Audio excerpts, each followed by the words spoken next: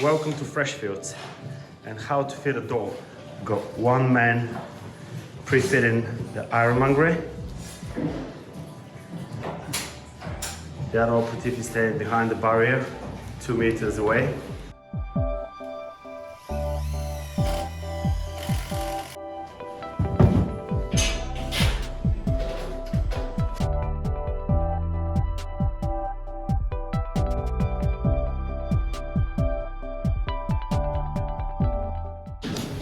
All the fire seals are pre-fitted, flashbolts.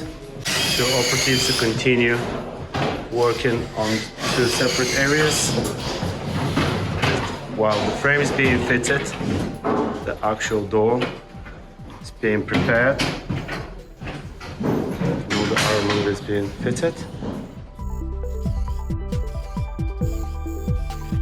Now the door ironmongery is pre-fitted, the frame is fitted. So the operatives are ready. This is how the door creates a barrier between the two, over 2 meters distance.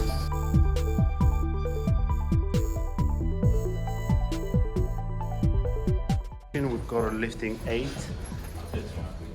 It just pumps up and locates the door into the correct position.